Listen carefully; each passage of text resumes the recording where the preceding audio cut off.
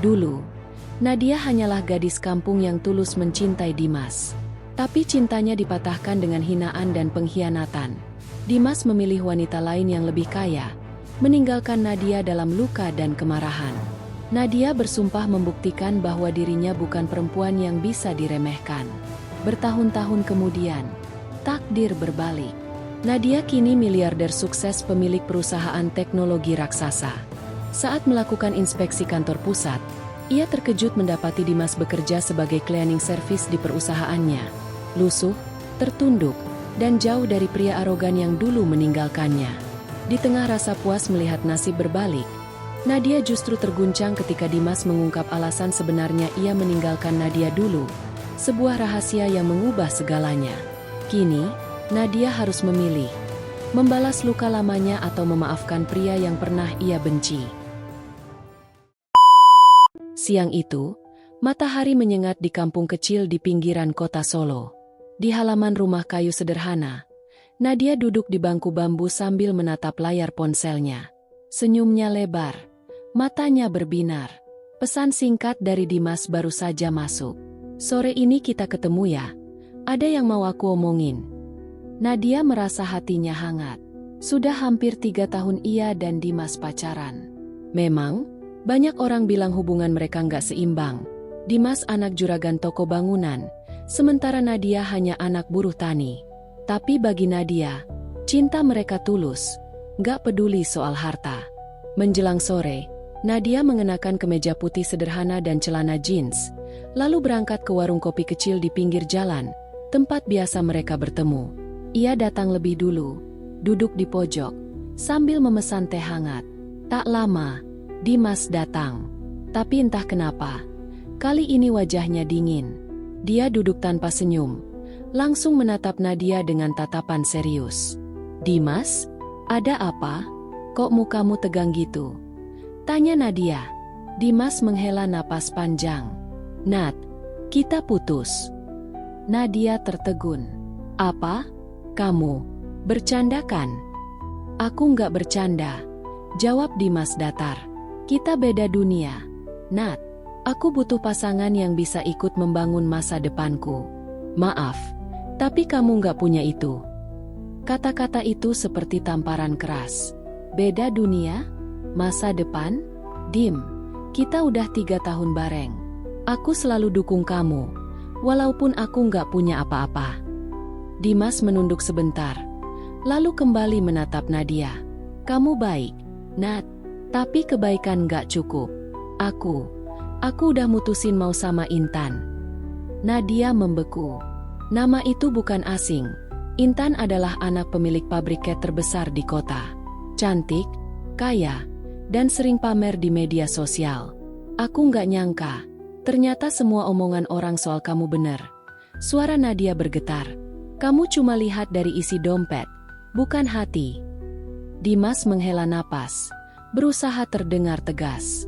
"Aku realistis, Nat. Hidup nggak cuma soal cinta." Nadia berdiri, matanya berkaca-kaca. "Baik, kalau itu maumu. Tapi ingat, Dim, aku bakal buktiin kamu salah." Tanpa menunggu jawaban, Nadia pergi. Langkahnya cepat, tapi hatinya terasa hancur. Malam itu, ia menangis sejadi-jadinya di kamar. Bukan hanya karena ditinggalkan, tapi karena dihina seolah hidupnya nggak berharga. Hari-hari berikutnya terasa berat. Nadia menghindari keramaian, malas keluar rumah. Tapi suatu pagi, ia melihat ibunya duduk di teras dengan wajah cemas. "Nat, kamu nggak bisa terus begini," kata ibunya. "Kalau kamu mau hidup, kamu harus bangkit. Kita nggak bisa selamanya miskin." Ucapan itu menusuk sekaligus membakar semangat Nadia. Malam itu juga, ia memutuskan untuk merantau ke Jakarta. Ia ingin mencari pekerjaan apa saja, asalkan bisa mengubah hidupnya. Jakarta menyambutnya dengan keras. Awalnya, Nadia hanya bekerja sebagai pelayan di kafe kecil. Gajinya pas-pasan, tapi ia menabung sedikit demi sedikit. Saat sedang istirahat, ia sering meminjam laptop teman untuk belajar coding dari internet.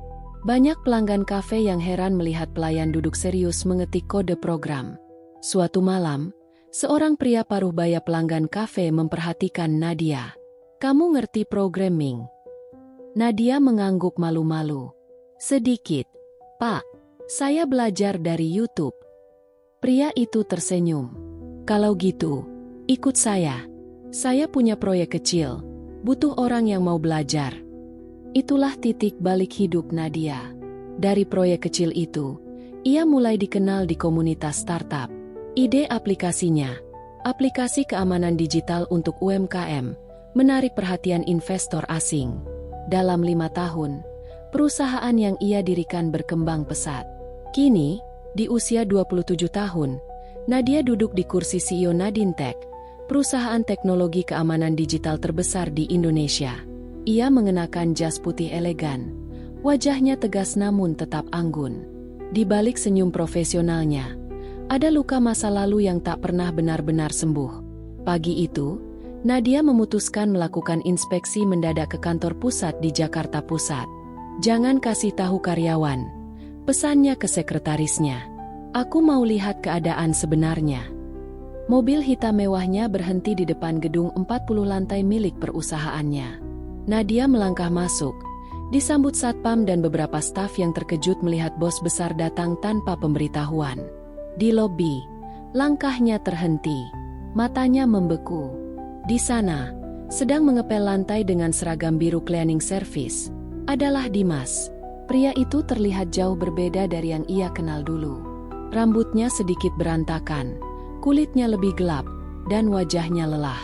Tapi ia tetap Dimas, pria yang pernah menghancurkan hatinya. Dimas menoleh, dan matanya langsung membesar melihat Nadia. Ember pel lantai hampir tumpah. Nadia?" Suaranya pelan, seperti tak percaya.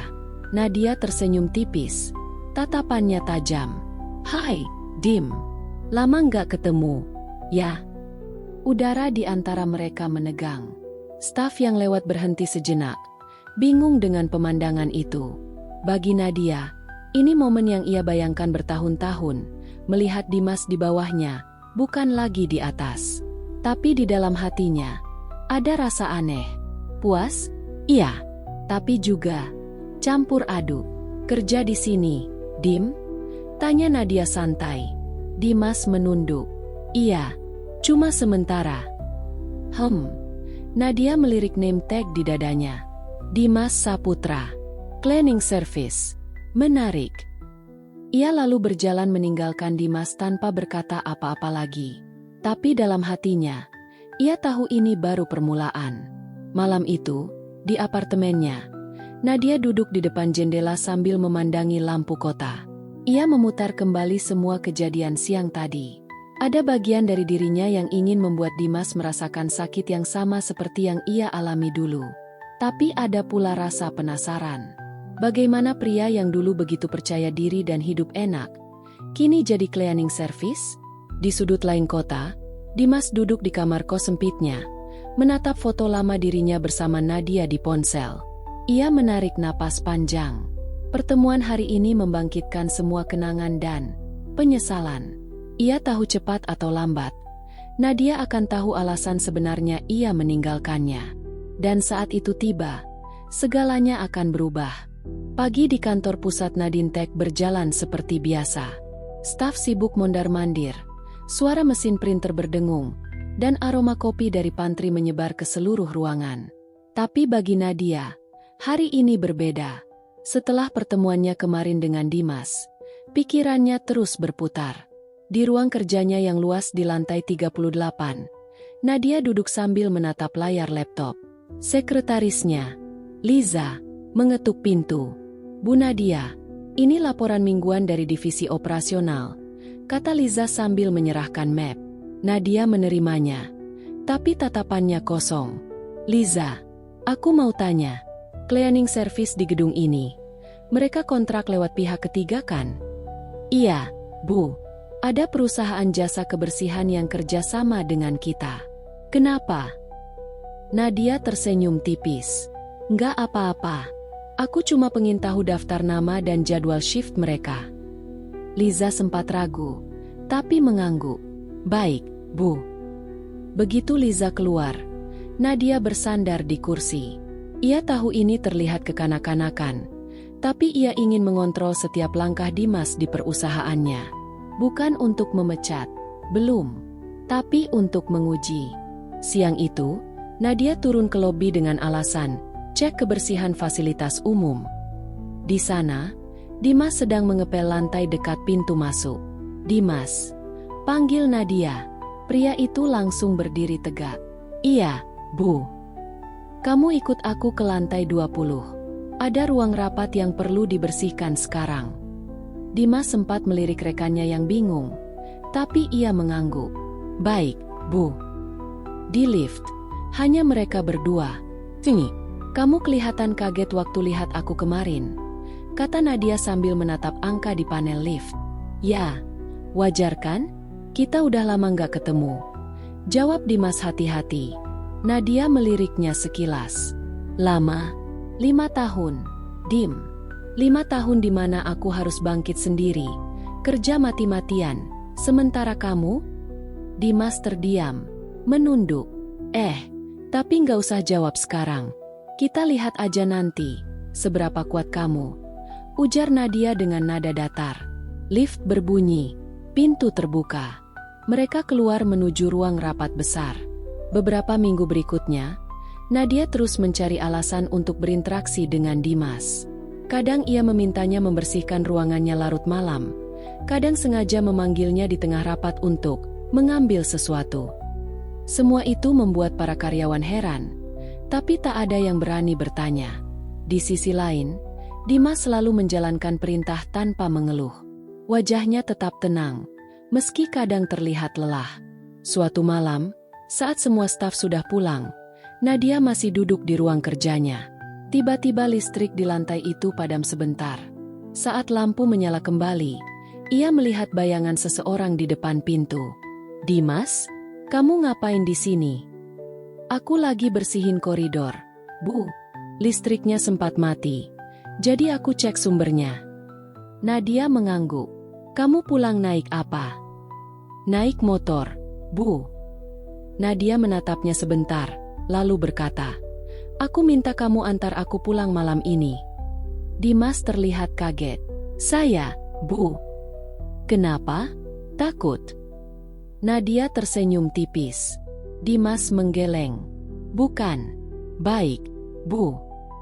Di perjalanan, suasana hening. Motor Dimas melaju melewati jalanan kota yang mulai sepi. Angin malam membuat rambut Nadia sedikit berantakan, tapi ia tidak peduli. Sampai sekarang aku masih ingat kata-kata kamu, Dim. Ucap Nadia tiba-tiba. Kamu bilang aku nggak punya masa depan. Dimas tidak langsung menjawab. Aku nggak bisa jelasin sekarang, Nat, tapi aku minta maaf. Nadia tertawa sinis. Maaf? 5 tahun kamu hilang, lalu muncul lagi di bawah tangga kantor aku, dan cukup bilang, maaf? Gampang banget, ya. Dimas menunduk sedikit saat mengemudi. Aku ngerti kamu benci sama aku, tapi ada hal yang kamu belum tahu. Nadia memalingkan wajahnya ke jalan. Kita lihat saja, Dim. Aku akan tahu semua pada waktunya. Beberapa hari kemudian, Divisi HRD mengadakan evaluasi kontrak untuk cleaning service. Liza menyerahkan berkas ke Nadia. Bu, ini data karyawan kebersihan yang kontraknya akan diperpanjang. Salah satunya Dimas Saputra. Nadia menatap berkas itu lama, lalu berkata, perpanjang, tapi pindahkan dia ke shift malam. Aku mau lihat seberapa tahan dia kerja sendirian. Liza mengangguk. Walau raut wajahnya tampak heran. Malam pertama shift baru, Dimas bekerja membersihkan lantai yang sepi. Nadia sengaja lembur, pura-pura sibuk. Saat melihat Dimas sedang memungut sampah di ujung koridor, ia memanggilnya. Dim, sini, bantu aku pindahin dokumen ke ruang arsip. Dimas datang, lalu mulai mengangkat tumpukan map besar. Masih kuat? Tanya Nadia, setengah mengejek. Dimas tersenyum tipis. Masih, Bu.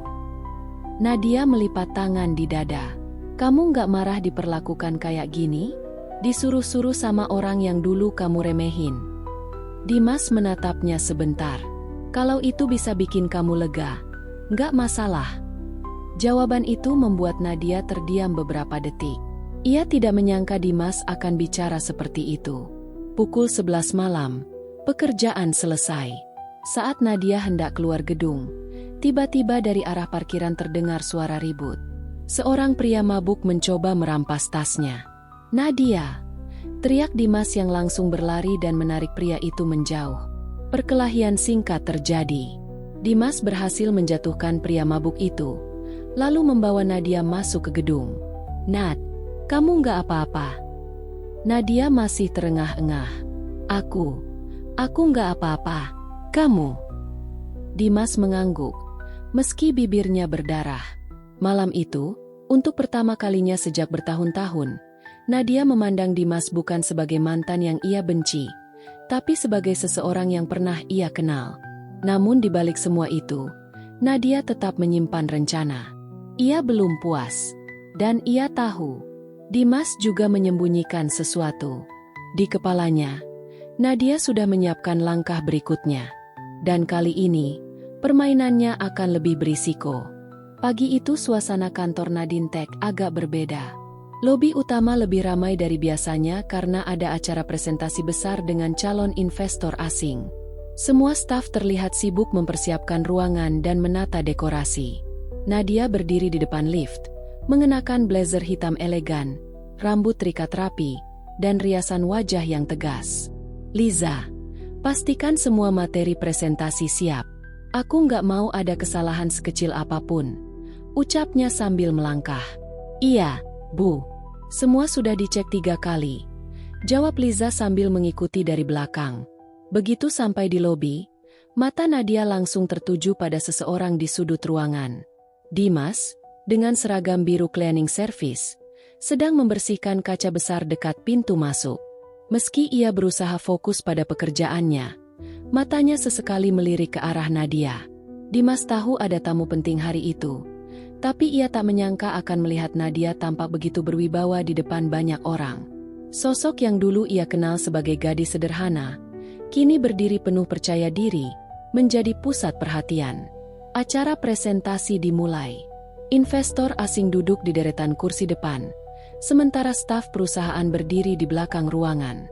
Dimas, yang kebetulan bertugas di lantai itu, diminta mengatur kursi tambahan. Saat ia masuk membawa kursi lipat, pandangan Nadia dan Dimas kembali bertemu. Sekilas, mata mereka bertukar sinyal, tidak ada kata-kata, tapi tegangannya jelas terasa. Nadia melanjutkan presentasinya dengan lancar, memaparkan rencana ekspansi Nadine Tech ke pasar Asia Tenggara. Para investor terlihat terkesan. Tiba-tiba, salah satu layar proyektor mati. Operator panik mencari kabel cadangan, tapi tak menemukan. "Dimas!" Suara Nadia memanggil dari depan ruangan. Semua orang menoleh. Dimas sedikit kaget, tapi segera menghampiri. "Iya, Bu. Kamu pernah kerja di bagian teknis, kan? Tolong cek kabel proyektornya." Dimas mengangguk dan langsung jongkok di samping meja presentasi. Tangannya cekatan mengganti kabel yang longgar. Hanya butuh beberapa menit sampai layar kembali menyala. "Terima kasih," kata Nadia singkat, lalu kembali fokus. Investor tersenyum melihat kecepatan perbaikan itu. Salah satu dari mereka bahkan berbisik ke Nadia, "Your staff is very capable." Nadia hanya tersenyum tipis. "Yes, he is." Acara berjalan sukses. Setelah tamu pergi, Nadia memanggil Dimas ke ruangannya. "Kamu cepat tadi. Aku nggak nyangka," ucap Nadia sambil duduk di kursi CEO-nya. Dimas berdiri tegak, tapi wajahnya tenang. "Aku dulu sempat kerja di toko elektronik, Bu. Jadi tahu sedikit soal kabel dan alat seperti itu." Nadia menyandarkan tubuh. Jadi kamu udah pindah-pindah kerja ya? Dari anak juragan toko bangunan, jadi teknisi, sekarang cleaning service." Dimas tidak membantah. Hidup nggak selalu seperti yang kita rencanakan. Nadia menatapnya lama. 5 tahun lalu kamu bilang aku nggak punya masa depan. Sekarang lihat posisi kita. Ironis, kan? Dimas menunduk sedikit. Aku nggak mau debat soal itu. Nat, aku memang salah. Kata Nat keluar begitu saja dari mulut Dimas, seperti kebiasaan lama. Nadia terdiam sesaat, lalu bangkit dari kursinya. Kamu boleh keluar, tapi aku belum selesai sama kamu. Dimas keluar ruangan dengan perasaan campur aduk. Ia tahu Nadia sengaja menguji kesabarannya. Tapi ia juga sadar, cepat atau lambat, ia harus bicara tentang alasan sebenarnya dulu ia meninggalkan Nadia. Malamnya, Dimas duduk di warung kopi kecil dekat kosnya. Ia menatap ponselnya lama, membuka galeri foto lama bersama Nadia. Senyumnya tipis, tapi matanya terlihat berat. Seseorang menepuk bahunya. Dim, besok kamu siap ya? Ada kerjaan tambahan di lantai 38. Siapa yang minta? Tanya Dimas. Bos besar. Katanya dia mau kamu bersihin ruangannya sendiri. Dimas menghela napas. Ia tahu Nadia sedang merencanakan sesuatu. Keesokan harinya, Dimas datang pagi-pagi ke lantai 38. Nadia sudah duduk di meja kerja, menandatangani beberapa dokumen. Pagi, Bu. Sapa Dimas. Pagi. Kamu mulai dari meja ini dulu, ucap Nadia tanpa menoleh. Dimas membersihkan meja dengan hati-hati, memastikan tidak ada kertas yang tergeser. Nadia sesekali melirik, memperhatikan setiap gerakannya. Dim, kamu ingat nggak? Dulu kamu bilang aku nggak akan bisa sukses. Dimas berhenti sebentar. Aku ingat, dan aku nyesel. Kenapa baru sekarang nyesel? Suara Nadia meninggi. Kenapa nggak waktu itu? Kenapa nggak berjuang sama-sama? Dimas menunduk. Kalau aku jelasin sekarang, kamu nggak akan percaya. Coba aja. Aku mau dengar. Desak Nadia. Dimas menghela napas panjang. Waktu itu, aku diancam. Ayahnya Intan bilang kalau aku nggak nikah sama anaknya, dia bakal bikin ayah kamu masuk penjara. Katanya, ayahmu punya hutang yang nggak bisa dibayar. Nadia terdiam, kaget. Apa? Ayahku nggak pernah cerita. Ayahmu nggak tahu. Dia cuma tanda tangan dokumen pinjaman tanpa baca isinya. Dan aku nggak mau keluarga kamu hancur gara-gara itu. Jadi aku terpaksa ninggalin kamu. Ruangan hening. Hanya suara pendingin ruangan yang terdengar. Nadia menatap Dimas tajam. Kamu pikir aku akan percaya begitu aja?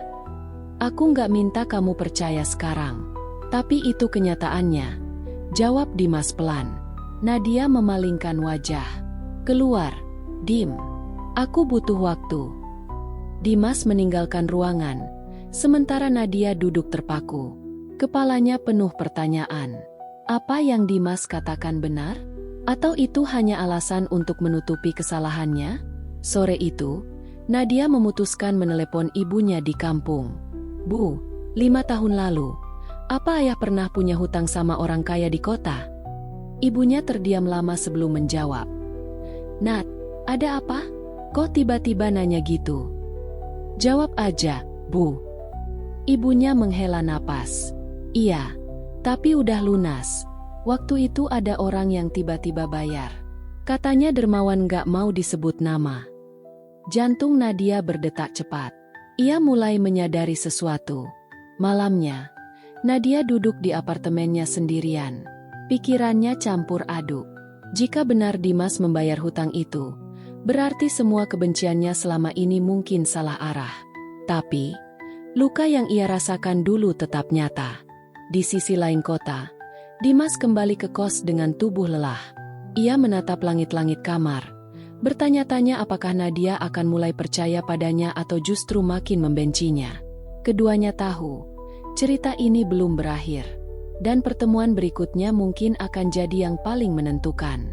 Pagi itu Nadia tiba di kantor lebih awal dari biasanya. Raut wajahnya dingin, tapi di dalam pikirannya, ia sudah menyiapkan rencana untuk menguji Dimas. Liza, asisten pribadinya, masuk ruangan membawa setumpuk berkas. Bu, Ini dokumen untuk rapat sore nanti. Letakkan di meja. Oh ya, Liza, panggil Dimas ke sini. Ucap Nadia tanpa menoleh. Beberapa menit kemudian, Dimas muncul di pintu. Seragam cleaning service-nya terlihat rapi. Meskipun jelas ia belum sepenuhnya pulih dari rasa canggung setelah percakapan kemarin. Kamu manggil saya, Bu? Tanyanya. Iya. Mulai hari ini, kamu bukan cuma cleaning service di lantai ini. Aku mau kamu jadi office boy pribadiku. Semua kebutuhan di ruanganku, kamu yang urus. Kata Nadia, suaranya datar. Dimas sempat terdiam, lalu mengangguk. Baik, Bu. Nadia tersenyum tipis. Jangan kira ini promosi. Anggap aja, aku mau lihat kamu kerja lebih dekat. Hari pertama sebagai office boy pribadi Nadia tidak mudah untuk Dimas. Ia harus menyiapkan kopi sesuai selera Nadia yang rumit. Kopi hitam tanpa gula, tapi harus pakai air mineral tertentu, suhu 85 derajat.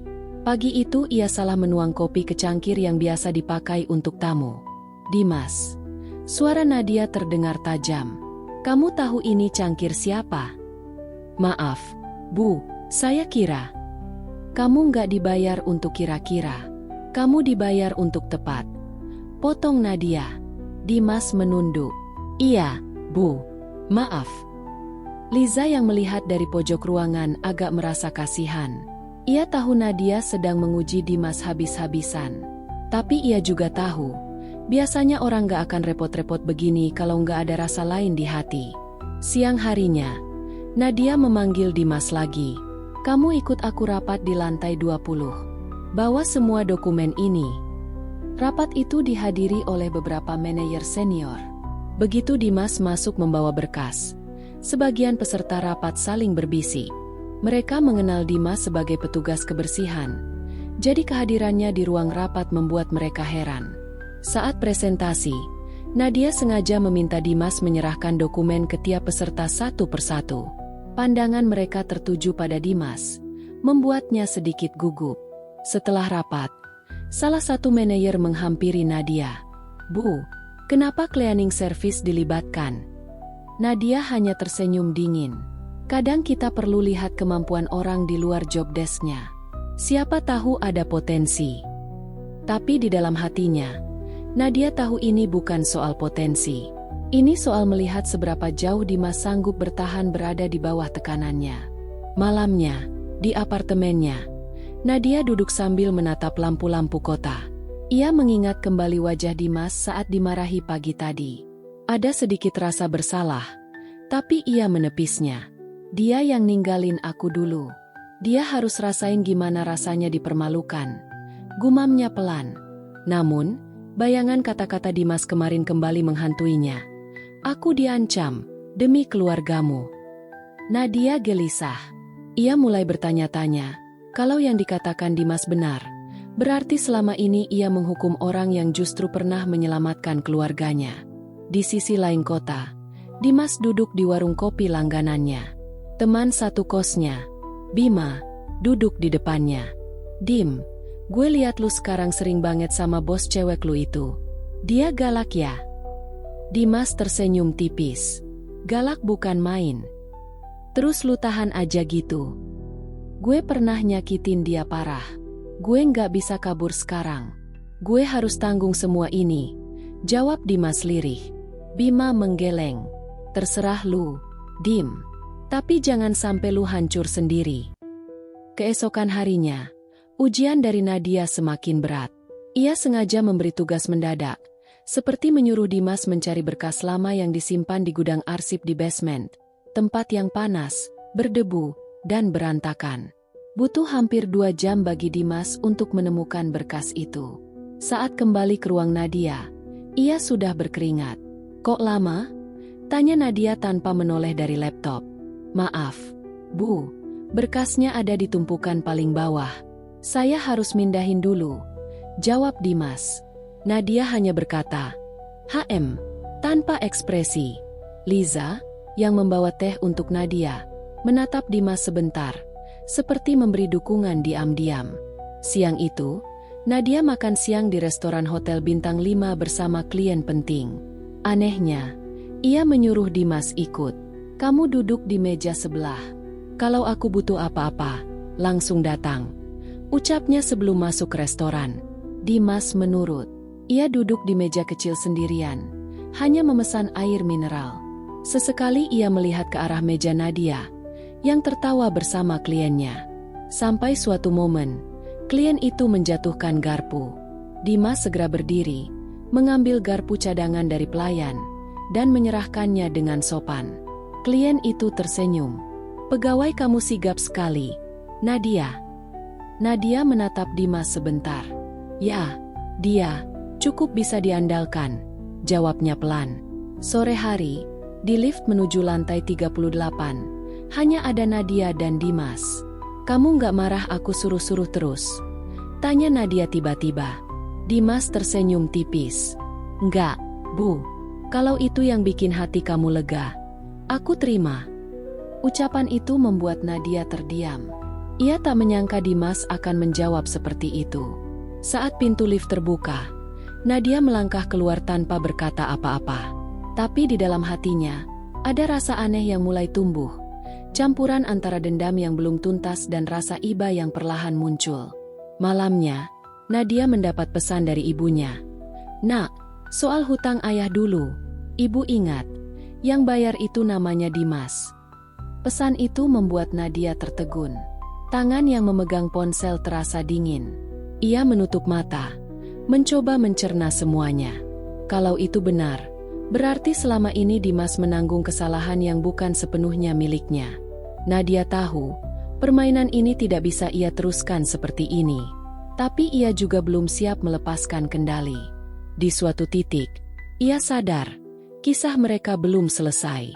Dan mungkin, balas dendam ini akan berubah menjadi sesuatu yang sama sekali tidak ia duga. Pagi itu suasana kantor terasa biasa saja. Karyawan sibuk dengan pekerjaan masing-masing. Nadia duduk di ruangannya, tapi pikirannya melayang. Pesan dari ibunya semalam masih berputar-putar di kepala. Yang bayar hutang ayahmu itu Dimas. Kalimat itu membuat dadanya terasa sesak. Selama ini ia berpikir Dimas hanya meninggalkannya demi wanita lain, tanpa penjelasan. Tapi kalau benar Dimas membantu keluarganya, berarti ada alasan besar di balik pengkhianatan yang ia rasakan dulu. Nadia menarik napas panjang. Ia menekan tombol intercom. Liza, tolong panggil Dimas ke ruangan saya. Beberapa menit kemudian, Dimas muncul. Iya, Bu? Tanyanya sambil berdiri di depan meja kerja Nadia. Kunci pintu, ucap Nadia singkat. Dimas agak terkejut, tapi menurut. Ia lalu berdiri lagi di hadapan Nadia. Aku mau tanya sesuatu. Jawab jujur, kata Nadia. Dimas mengangguk. Silakan. Waktu dulu, kenapa kamu ninggalin aku? Pertanyaan itu membuat Dimas terdiam lama. Ia menghela napas. Kamu mau jawaban singkat atau panjang, Bu? Aku mau semua yang sebenarnya, tegas Nadia. Dimas menatap lantai. Waktu itu, ayah kamu terlilit hutang besar. Orang yang nagih hutang itu bukan orang sembarangan. Mereka ancam mau macem-macem sama keluarga kamu kalau nggak dibayar. Aku nggak punya banyak waktu. Satu-satunya cara, aku harus terima tawaran dari mereka. Tawaran? Dahi Nadia berkerut. Mereka bilang, kalau aku mau pergi dari hidup kamu dan bikin kamu benci sama aku, mereka akan lunasin semua hutang itu. Aku setuju, walau artinya aku harus kehilangan kamu. Jelas Dimas, suaranya berat. Nadia tertegun. Kenapa kamu nggak bilang? Kenapa harus diam aja? Kalau aku bilang, kamu pasti nggak mau nurut. Dan mereka bisa nyakitin kamu atau keluargamu. Aku nggak mau ambil risiko, jawab Dimas. Hening memenuhi ruangan. Nadia menatap Dimas lama, mencoba mencari kebohongan di wajahnya. Tapi yang ia lihat hanya kesungguhan. Jadi, selama ini kamu sengaja bikin aku benci? Tanya Nadia lirih. Dimas mengangguk. Itu satu-satunya cara supaya kamu selamat. Nadia memalingkan wajah. Ada perasaan marah, sedih, dan bingung bercampur jadi satu. Selama ini ia memupuk dendam. Padahal orang yang ia benci justru pernah mengorbankan dirinya demi keluarganya. "Kenapa sekarang kamu kerja di sini?" tanya Nadia lagi.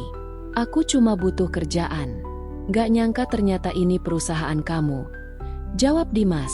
Siang itu Nadia tidak bisa fokus bekerja. Ia keluar makan siang sendirian di sebuah kafe kecil dekat kantor. Di sana ia mencoba menenangkan diri, tapi setiap kali ia menutup mata, wajah Dimas waktu menceritakan masa lalu itu kembali muncul.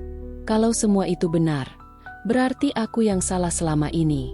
Namun bagian lain dari hatinya berkata, "Tapi dia tetap salah karena nggak percaya aku bisa hadapi itu bareng-bareng." Nadia merasa terjebak antara rasa bersalah dan sisa sakit hati.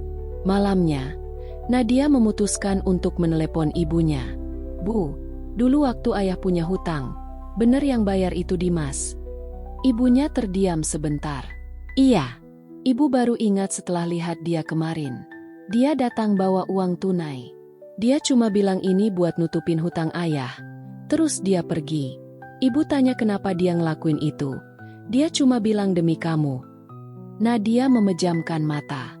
"Kenapa ibu nggak bilang dari dulu?" "Ibu pikir kamu sudah tahu. Dan setelah itu kamu sama dia putus." "Ibu nggak mau ungkit-ungkit," jawab ibunya pelan. Keesokan harinya, di kantor, Nadia bersikap dingin seperti biasa. Tapi di dalam hati, ia sudah mulai melihat Dimas dengan cara berbeda.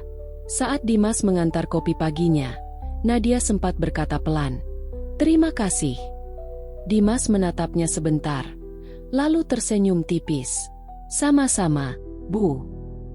Liza, yang melihat interaksi itu, mengernyit. Ini baru pertama kalinya Bu Nadia bilang terima kasih ke dia. Gumamnya pelan. Sore harinya, ketika kantor mulai sepi, Nadia memanggil Dimas lagi. "Aku masih marah sama kamu. Tapi aku juga bingung," kata Nadia jujur. Dimas hanya menatapnya tanpa bicara. "Aku nggak tahu harus terus benci atau mulai maafin," lanjut Nadia. "Tapi aku tahu satu hal, Dimas. Aku nggak bisa pura-pura nggak tahu kebenaran ini." Dimas menunduk. "Aku nggak minta kamu maafin aku sekarang. Aku cuma mau kamu tahu kenapa semua itu terjadi." Hening lagi. Nadia akhirnya berkata, "Kamu boleh pulang dulu. Besok tetap kerja seperti biasa." Di perjalanan pulang, Dimas merasa lega karena akhirnya rahasia itu terbongkar. Tapi ia juga khawatir. Membuka masa lalu berarti membuka luka yang mungkin belum siap Nadia hadapi. Di apartemennya, Nadia duduk di balkon, memandangi lampu-lampu kota. Ia bertanya-tanya, apakah balas dendam yang ia rencanakan masih masuk akal setelah mengetahui kebenaran ini. Dan entah kenapa, untuk pertama kalinya sejak mereka bertemu lagi, Nadia mulai bertanya pada dirinya sendiri, apakah ia masih mencintai Dimas. Pagi itu, suasana kantor terasa berbeda bagi Nadia. Setelah perbincangan kemarin, pikirannya terus terisi oleh sosok Dimas. Semua dendam yang ia bawa bertahun-tahun seakan mulai goyah, digantikan rasa penasaran yang sulit ia kendalikan. Nadia duduk di kursinya sambil menatap tumpukan berkas. Tangan kanannya memegang pena, tapi ia tidak menulis apapun. Pandangannya justru tertuju ke arah kaca ruangan yang memperlihatkan aktivitas di luar. Dan di sana, ia melihat Dimas sedang mengepel lantai koridor. Gerakannya tenang, wajahnya serius.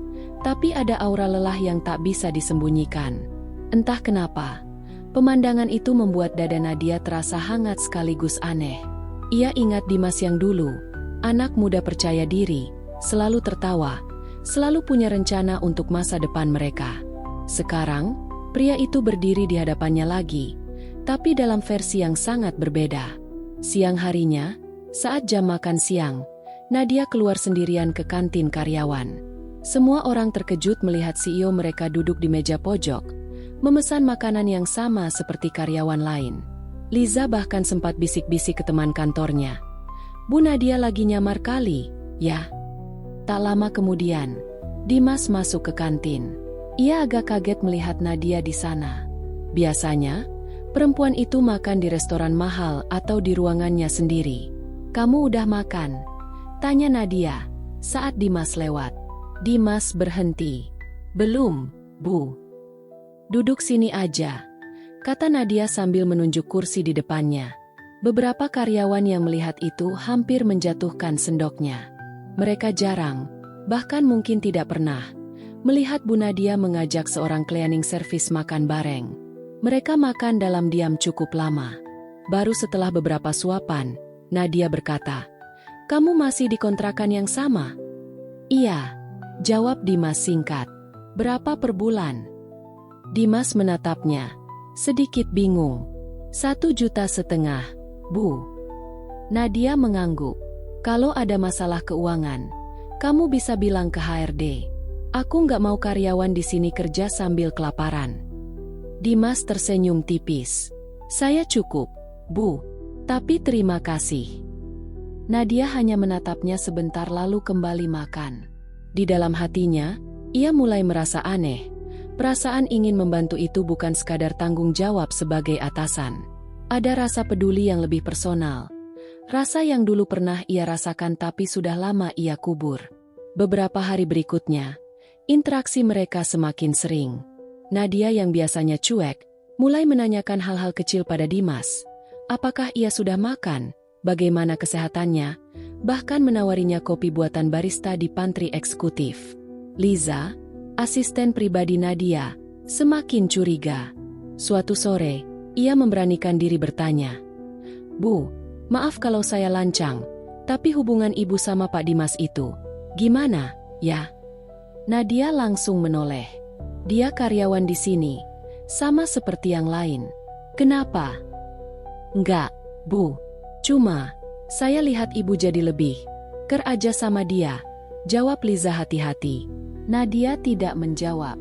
Ia hanya tersenyum tipis, lalu menutup laptopnya. Malam itu, Nadia tidak langsung pulang. Ia duduk di ruangannya sambil memandangi lampu-lampu Jakarta dari jendela. Ia teringat masa-masa kuliah dulu, bagaimana Dimas selalu menjemputnya di kampus, membawakan makanan saat ia sedang sibuk skripsi, dan selalu bilang, "Suatu hari nanti, kita bakal sukses bareng." Tapi kenyataannya, mereka berpisah dengan cara yang paling menyakitkan. Meski sekarang ia tahu alasannya, luka itu masih ada. Apa aku bisa benar-benar maafin dia? Pikir Nadia. Beberapa hari kemudian, sebuah kejadian kecil membuat hubungan mereka semakin rumit. Saat hujan deras mengguyur kota, listrik di sebagian gedung perusahaan mati. Beberapa karyawan terjebak di lift, termasuk Nadia. Kebetulan, Dimas yang sedang membersihkan lorong dekat ruang kontrol mendengar teriakan panik dari dalam lift. Tanpa pikir panjang, ia ikut membantu tim teknisi membuka pintu lift. Begitu pintu terbuka, wajah Nadia pucat. "Kamu nggak apa-apa?" tanya Dimas cepat. Nadia mengangguk, tapi suaranya bergetar. "Aku takut tempat sempit." Dimas langsung melepas jaketnya dan menutupkan ke bahu Nadia.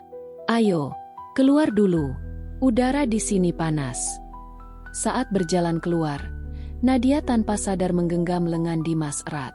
Karyawan lain yang melihat itu makin yakin ada sesuatu di antara mereka. Setelah kejadian itu, hubungan mereka berubah. Mereka mulai berbicara lebih lama, bahkan kadang bercanda seperti dulu. Tapi di saat yang sama, Nadia merasa semakin bingung. Ia tahu perasaan itu mulai kembali, tapi hatinya masih menyimpan ketakutan. Bagaimana kalau ia kembali disakiti? Bagaimana kalau Dimas pergi lagi dengan alasan lain? Suatu sore, saat semua orang sudah pulang, Nadia memanggil Dimas ke ruangannya. "Aku nggak tahu ini benar atau salah, tapi aku mau bilang sesuatu," kata Nadia sambil menatap meja. "Apa?" "Aku udah mulai nggak bisa benci kamu lagi." Dimas terdiam, lalu perlahan tersenyum. "Itu kabar terbaik yang pernah aku dengar." Nadia menatapnya sebentar. "Tapi aku nggak janji akan gampang maafin. Aku butuh waktu." "Aku akan tunggu. Berapa lama pun itu," jawab Dimas mantap. Malam itu, saat Nadia pulang ke apartemennya, ia tersenyum kecil tanpa sadar. Untuk pertama kalinya sejak bertemu Dimas lagi, ia merasa hatinya sedikit lebih ringan. Tapi ia tahu, perjalanan mereka masih panjang, Dan masa lalu belum sepenuhnya selesai. Di sudut lain kota, Dimas duduk di kontrakannya sambil menatap foto lama mereka yang masih ia simpan. Ia tahu, kesempatan ini tak boleh ia sia-siakan. Yang belum mereka ketahui adalah, seseorang dari masa lalu Dimas diam-diam kembali ke Jakarta, dan kedatangannya bisa menghancurkan semua yang baru saja mereka bangun. Hujan baru saja reda sore itu. Jalanan di depan kantor Nadia masih basah, menyisakan aroma tanah yang bercampur aspal.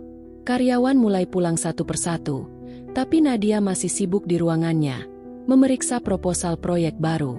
Di luar gedung, seorang wanita berdiri sambil memegang payung lipat.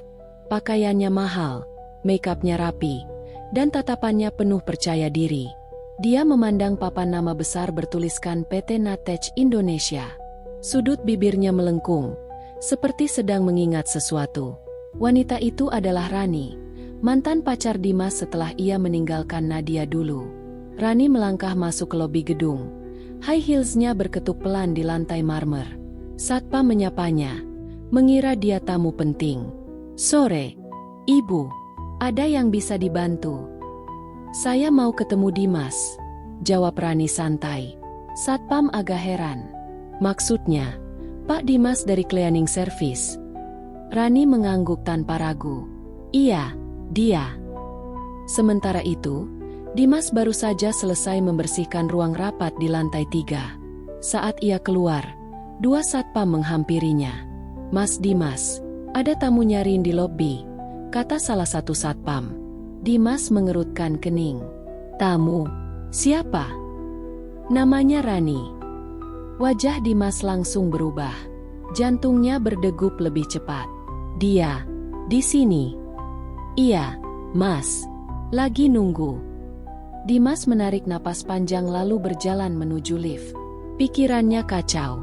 Terakhir kali ia bertemu Rani, wanita itu memutuskan hubungan mereka dengan cara yang sangat buruk. Begitu tiba di lobi, Dimas melihat Rani duduk di sofa resepsionis, tersenyum seperti tak pernah terjadi apa-apa. "Hai, Dim," sapa Rani. Suaranya manis. "Ngapain kamu di sini?" tanya Dimas dingin. "Aku cuma mau ngobrol. Udah lama banget kita nggak ketemu." Dimas melirik ke arah CCTV di sudut ruangan. Ia tidak mau pembicaraan ini jadi tontonan. "Ayo keluar, kita bicara di luar." Mereka berjalan ke kafe kecil di seberang kantor. Begitu duduk, Rani langsung memesan cappuccino. "Kamu kelihatan berbeda," kata Rani sambil menatap Dimas dari ujung kaki sampai kepala. "Dulu kamu selalu pakai kemeja rapi. Sekarang, seragam cleaning service." Dimas mengepalkan tangan di bawah meja. "Kalau cuma mau ngeledek, nggak usah buang waktu." "Aku nggak ngeledek," kata Rani dengan nada pura-pura lembut. "Aku cuma kaget. Apalagi pas tahu kamu kerja di perusahaannya Nadia." Dimas menatapnya tajam. "Kamu kenal Nadia?" Rani tertawa kecil. "Tentu, dia pernah jadi saingan aku, kan? Bedanya, sekarang dia udah jauh di atas. Hebat juga dia, bisa sampai di posisi itu." Dimas mulai gelisah. "Ngomong aja mau kamu apa?" Rani mencondongkan tubuhnya. "Aku mau kerja di perusahaan itu. Posisi apa aja nggak masalah. Tapi, kamu yang masukin aku." Dimas mengerutkan dahi. "Kamu pikir aku punya kuasa apa di sana? Aku cuma cleaning service." Rani tersenyum licik.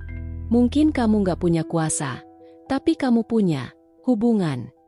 "Apa maksud kamu?" "Jangan pura-pura, Dim. Aku lihat tadi di kantin. Kamu makan sama dia. Semua orang di sana bisik-bisik soal kedekatan kalian. Kalau kamu minta ke dia, pasti aku bisa masuk." Dimas menggeleng.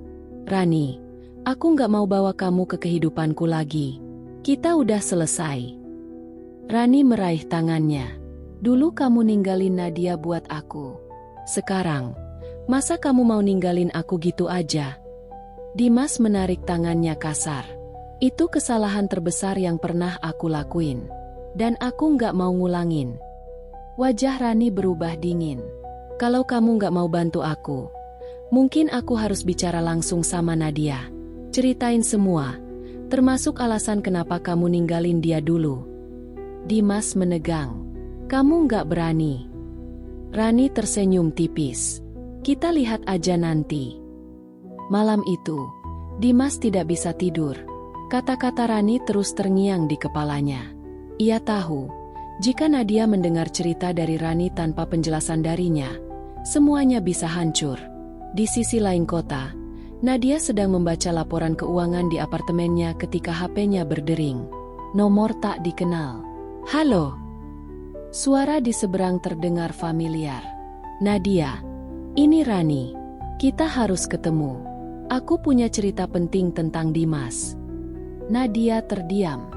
Besok jam 10. Di kafe depan kantormu. Baik, sampai ketemu. Begitu telepon ditutup, Nadia bersandar di sofa. Wajahnya tegang. Ia tahu nama itu. Rani adalah orang yang dulu menggantikan posisinya di hati Dimas. Keesokan paginya, Nadia datang lebih awal. Rani sudah duduk di sana, dengan segelas latte di depannya. Langsung aja, kata Nadia dingin. Rani tersenyum. Lalu mulai bercerita. Ia mengungkit masa lalu, bagaimana Dimas meninggalkan Nadia, bagaimana hubungan mereka berdua, dan sedikit bumbu yang sengaja ia tambahkan untuk membuat Nadia ragu. Aku cuma mau kamu tahu siapa Dimas sebenarnya, kata Rani di akhir ceritanya. Orang kayak dia nggak pantas ada di sisimu. Nadia tidak langsung menjawab, tapi hatinya mulai goyah. Saat kembali ke kantor, Nadia memanggil Dimas. Kita perlu bicara, katanya singkat. Dimas masuk ke ruangannya, menutup pintu. Tentang Rani. Jantung Nadia berdegup kencang. Kamu udah tahu dia datang ke aku? Iya, jawab Dimas. Dia juga nyamperin aku kemarin. Kenapa kamu nggak bilang? Aku mau cari cara buat nyelesain ini dulu sebelum melibatkan kamu, kata Dimas. Aku takut, kalau kamu dengar dari dia dulu, kamu bakal salah paham. Nadia menatapnya tajam. Sayangnya, aku udah dengar dari dia duluan. Suasana hening. Di luar ruangan itu, Liza yang tidak sengaja lewat melihat ekspresi Nadia yang penuh amarah, dan Dimas yang terlihat tertekan. Ia tahu, badai besar sedang datang. Dan Rani, di suatu tempat, tersenyum puas. Permainannya baru saja dimulai. Petang tiba Nadia tampak melamun di depan jendela ruangan. Jam digital menunjukkan pukul 9 malam, waktu yang seharusnya ia berada di rumah atau di bistro sembari menghabiskan malam dan lelah. Nadia tampak bimbang, sesekali ia menatap baliho Videotron dari lantai 19 tempat ia bekerja. Pikiran gusar membuatnya untuk harus menentukan pilihan apa yang harus ia lakukan dan putuskan terkait kejadian siang tadi. Di lain sisi dia tidak ingin hal buruk terulang yang berasal dari masa lalu. Tak lama kemudian ia terbangun dari kursi dan bergegas meninggalkan ruangan. Raut muka bimbang seketika berubah seperti telah mengambil keputusan. Dalam batin pun Nadia berkata, aku tahu apa yang harus aku lakukan. Aku berjuang dan bangkit dari masa lalu kelam serta berjatuh bangun untuk menjadi seperti yang sekarang. Aku mengorbankan tenaga, pikiran bahkan orang-orang yang pernah singgah dalam hatiku. Aku tak akan kembali jatuh apalagi dalam lubang dalam masa lalu. Aku tak ingin aku jatuh dan karir yang aku bangun ini hancur hanya karena masa lalu. Aku akan selalu tumbuh dan maju ke depan, tidak berhenti maupun menoleh ke belakang. Ya, pergolakan batin Nadia membuatnya bergejolak hingga memutuskan sesuatu yang sangat penting atas apa yang ia alami siang tadi. Nadia tidak ingin mengulang masa lalu. Nadia memutuskan untuk tidak melanjutkan gejolak batin dengan Dimas. Nadia akan tetap menjadikan asisten pribadinya namun tidak untuk kembali menjalin asmara.